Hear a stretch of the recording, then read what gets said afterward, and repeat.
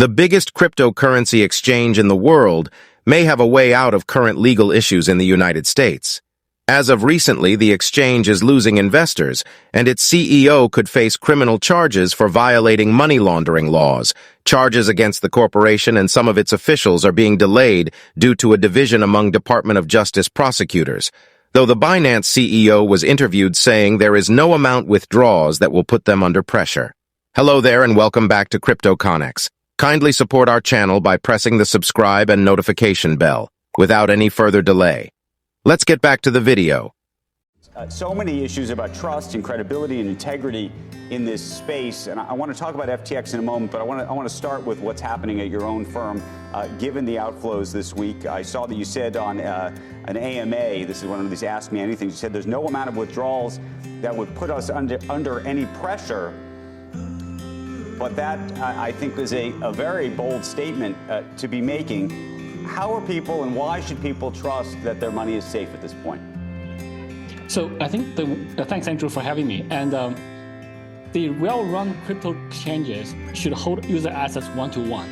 So user deposit Bitcoin, we hold it in Bitcoin, we move to a cold wallet, we keep some in the hot wallet. And people, they sell it, now the Bitcoin belongs to somebody else, but we still hold it in the cold storage. People can withdraw 100% of the assets they have on Binance. We will not have an issue in any given day. So 100% of the users withdraw 100% of the assets, we'll be fine. This is very different for traditional financial people to understand because banks run on fractional reserves. And the traditional regulators, many of them may think that it's okay for crypto businesses to be running on fractional reserves. That is not okay. In crypto, there's no central bank printing money to bail out banks when there's a liquidity crunch. So crypto businesses have to hold user assets one-to-one, and that's what we do. It's very simple. Okay, but let me ask you about that specifically, and I don't want to get too technical, but indulge me for a moment.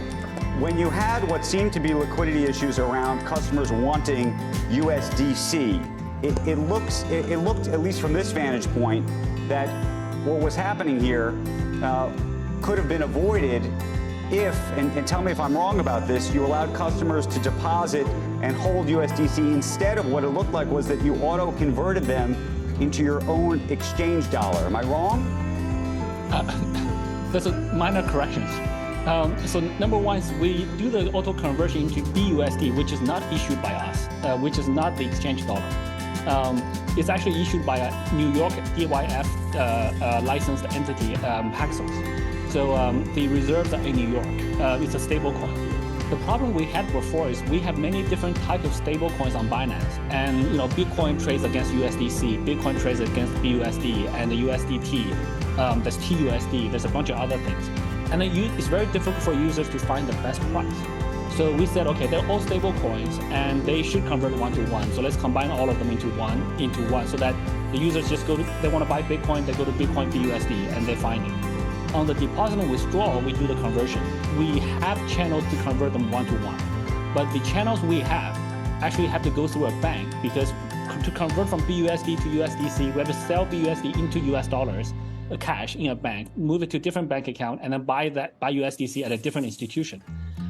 So that day, we had more users trying to buy or trying to deposit BUSD and withdrawing USDC. And we ran out of that, and the bank that does the conversion doesn't open until 6 hours later, and that's a bank in New York.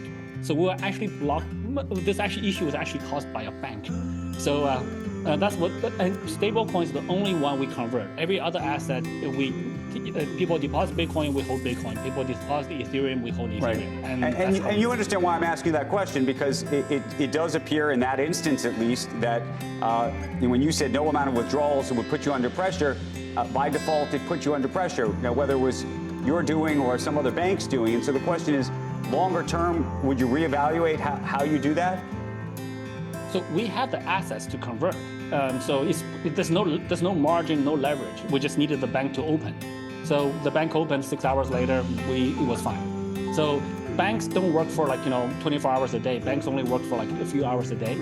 And when you try to And when banks are shut down, when banks are closed, you try to withdraw money, it doesn't work. That's exactly the same situation that happened. And we allow people to withdraw other stable coins onto other platforms to do conversion if they want. So there was not a liquidity issue. It was just there was a conversion issue that was going through the bank. During the past year, regulators and lawmakers have increased their scrutiny of digital asset companies as a result of tumbling cryptocurrency values, allegations of market fraud, and a wave of bankruptcies that have brought the emerging sector to public attention. With the shocking collapse of the cryptocurrency exchange FTX in November, pressure appears to only be increasing, with the Securities and Exchange Commission adopting a much more aggressive tone in a number of recent moves. One of the most important players in the market would be able to breathe a sigh of relief if Binance can escape the present investigation with simply a fine, a hit to Binance. By far the largest cryptocurrency trading platform in the world would be a blow to Bitcoin. Optimism on the likelihood of a fine may have contributed to the recent increase in cryptocurrency prices. Prices of digital assets have fallen over the past week as a result of numerous worries about regulatory storm clouds in the United States. Recently, U.S. officials have increased their pressure on cryptocurrencies, with the issuer of Binance's stablecoin being the most recent target. U.S. prosecutors are debating whether to file charges against the Bitcoin exchange and its officials, including CEO Changpeng Zhao, the Western District of Washington U.S. Attorney's Office, the National Cryptocurrency Enforcement Team, and the Money Laundering and Asset Recovery Section, MLRs, are all parties to the investigation, per Justice Department guidelines. The MLR's chief must approve the filing of money laundering charges against a financial institution. The leaders of the other two offices, as well as senior DOJ officials, would likely need to approve any action taken against Binance. The crypto industry is experiencing a very interesting, turbulent. The nascent blockchain-based financial services sector is still speculating about what and who will be collateral victims of the collapse of Bitcoin exchange. FTX and its sister company, BlockFi and Genesis 2 crypto lenders are among the first casualties. Nevertheless, according to industry sources, the list is expected to expand. Regulators are still attempting to put everything together. If Zhao and Binance are judged to be guilty, Binance's dominance in the market may be reduced. Its hold has grown stronger as a result of the most recent failure of competitor exchange FTX.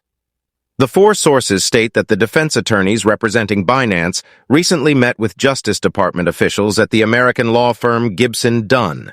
One of Binance's arguments is that a criminal trial would completely destroy the cryptocurrency market, which has been in a prolonged downturn.